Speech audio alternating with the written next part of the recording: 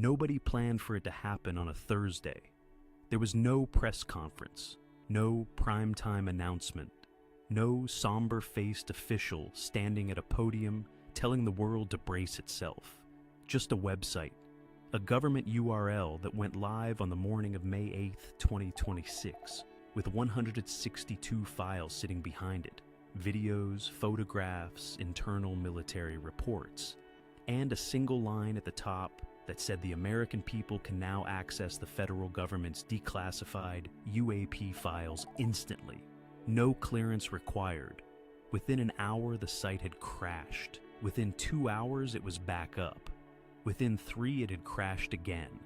Because it turns out that when the most powerful government on Earth quietly admits it has been sitting on footage of things it cannot explain, and then puts that footage on the public internet, people want to see it. What they found when they got in is what this story is about. Go back to 1972, Apollo 17, the last time any human being has ever stood on the surface of the moon.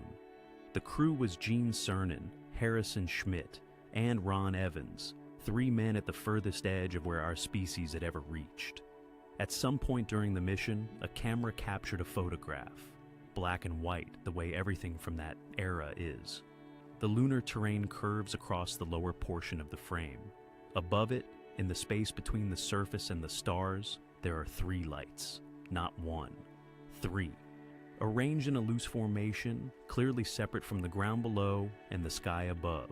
Visible enough that whoever first looked at this photograph would have had to make a decision about what to do with it. That photograph went into NASA's archive. It stayed there for 53 years. It was never highlighted, never explained, never shown to the public with the question that it obviously demands. What the government released on May 8, 2026 was the photograph, labeled as an unresolved case, meaning the people who have had access to it since 1972 looked at it and could not tell you what those 3 lights are. The men who were actually there, Cernan, Schmitt, Evans, are all gone now. There is nobody left to ask, just the photograph. And the question that has been sitting inside it since before most people alive today were born. That is file 1. That is how this begins. Move forward half a century, and the tone changes, but the strangeness does not. September 2025, Western United States. The FBI has been documenting something, not a single event, a pattern, multiple separate incidents across multiple weeks, all captured on infrared sensors by aircraft operating in the region. The images are black-hot infrared, which means heat shows dark and cold shows light, the opposite of what you expect. And in image after image, there are objects, some small, some larger. One of them appears directly below a helicopter, same altitude, same airspace, tracked on the same sensor at the same moment. The helicopter crew reported it. The sensor recorded it, and whatever it was, it did not stop.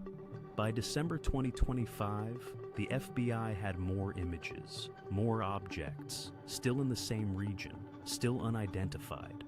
Whatever was moving through the skies over the western United States in the final months of 2025 was doing so with enough consistency that federal agencies were building a documented record of it, and that record is now public, and nobody in any of those agencies has explained what it shows.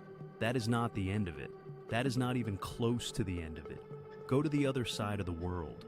October 2023, Greece. A U.S. military operator is looking at a surveillance feed when something crosses their screen that does not belong. The report describes it as a UAP flying straight above the ocean toward land. The operator flagged it. A second report from the same location and the same time period shows targeting overlay, the scope lines that military sensors use to track objects, attempting to follow something that does not behave like anything the system was designed to track. 2 reports, same place, same month. Both reviewed by analysts with access to the original sensor data and whatever classified databases and expertise the U.S. military brings to bear on questions like this. Both filed as unresolved. Around the same period, somewhere near the United Arab Emirates, Another operator captures video of something that does not match any known aircraft profile. Reviewed, unresolved. In the Middle East, in a separate incident with a separate timestamp, a U.S. military operator watches something fly directly through the center of their screen. Not near the edge, not a peripheral return, through the middle of their field of view. They reported it. It was filmed. The still from that video is in the release. And the government's answer to what it shows is the same word that appears across every single file in this batch. Unresolved. Here is what that word actually means. The government is not releasing its solved cases. Everything in this release, every photograph, every video, every internal military report, was selected because trained analysts with full access to the original data looked at it and could not make a definitive determination about what they were seeing.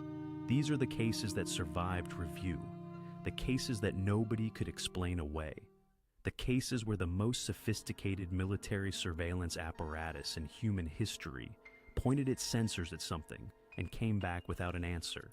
And there are 162 of them in the first batch alone, with more coming every few weeks. And the official statement says, the government is currently reviewing tens of millions of records, many of them existing only on paper, spanning many decades. Tens of millions. The 162 files that crashed a government website on a Thursday morning are the beginning of something, not the end of it. But before the scale of that sinks in, there is one more file that needs its own moment. 2024, the Pacific Ocean, somewhere near Japan. U.S. Indo-Pacific Command files a report. They track something. They have an image of it. And the image is clear enough, defined enough, that the person writing the report described its shape. Not a smear on a sensor. Not an ambiguous return that could be anything. A football-shaped body. Those are the words in the official document. A football-shaped body, tracked by U.S. military sensors near Japan, with enough visual clarity that its geometry could be recorded in a formal report. And the government looked at that image, ran its analysis, consulted whatever it consults, and filed it under the same category as the Apollo 17 photograph, and the December 2025 infrared footage and the object that flew through a military operator's screen in the Middle East. Unresolved. A football-shaped object near Japan, 2024, unresolved, sitting in a classified file until 8 months ago when it became one of 162 things the government decided the public should finally see. The question underneath all of this, the one that nobody in any official capacity is directly addressing, is why now? The files existed before now. The Apollo 17 photograph has been in NASA's archive since 1972. The 2013 Middle East footage, showing something that appears as an 8-pointed shape on infrared sensors, sat classified for over a decade. The September 2025 images were taken less than 8 months before they went public. These things were known, they were documented, they were reviewed, and they were not released. Until a Tuesday in February 2026, when the president posted on social media that he was directing relevant agencies to begin releasing government files related to alien and extraterrestrial life and unidentified aerial phenomena. And then, 3 months later, on a Thursday morning, the website went up without announcement and the files were just there. The official statement from the Secretary of War says that files hidden behind classifications have long fueled justified speculation, and that it is time the American people see it for themselves. Justified speculation. The government is not saying the speculation was wrong, it is saying it was justified. That is a different thing entirely. What makes this unlike anything that came before, it is not just the scale. In 2020, the Navy released 3 videos, the Tic Tac, the Gimbal, the Go Fast, footage from military aircraft of objects moving in ways that nobody could explain. Those videos were discussed and analyzed and then largely absorbed into the background noise of the internet. This is not that. This is a dedicated government website with its own acronym, PURSUE, built specifically to house an ongoing archive of cases the government cannot resolve, with a stated commitment to releasing new files every few weeks for as long as the review process continues. And buried in the official statement is a sentence that does not get enough attention. The Department of War, it says, welcomes the application of private sector analysis, information, and expertise. They are not just releasing the files, they are asking for help with them. The most powerful military in human history is putting footage of unidentified objects on the public internet and saying that if you know what this is, they want to hear from you. That is not a dismissal. That is not the posture of a government that has everything under control. That is something that looks, from the outside, a great deal like an admission. On the night of May 8th, after the site had crashed twice and millions of people had downloaded the files and started going through them frame by frame, there was a moment that kept repeating itself. Someone would open an image, look at it, and just stop. Not because it showed something definitive, not because it finally answered the question that humans have been asking for as long as they have been capable of looking up at the sky, but because of what it represented. A government with the most sophisticated surveillance technology in the history of civilization. Analysts, experts, classified databases. The full weight of a military that spends more on intelligence in a single year than most countries spend on everything. And in file after file, case after case, decade after decade, stretching from 1948 to last winter, the same answer. We don't know. We don't know what the three lights above the moon were in 1972. We don't know what the football-shaped object near Japan was in 2024. We don't know what was crossing the skies over the western United States across the autumn of 2025. We don't know what the drone pilot saw over the southeastern United States in September 2023. And we don't know it well enough that the FBI sat down with them, conducted a formal interview, and commissioned an official artist's recreation of what they described, which is now a public document with a government stamp on it. For decades, the official position was that there was nothing to see, that it was all explained, that the people who believed otherwise were confused or credulous or simply wrong. May 8th, 2026 was the day that position ended. What replaced it is not a confession. It is not a revelation. It is something quieter and in some ways harder to process than either of those things.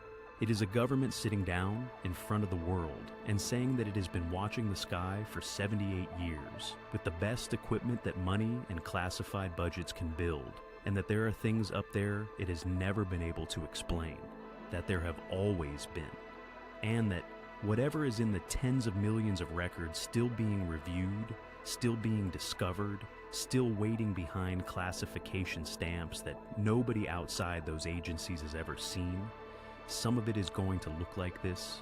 Some of it is going to come with the same word attached. Unresolved. The website is still up. The files are still there.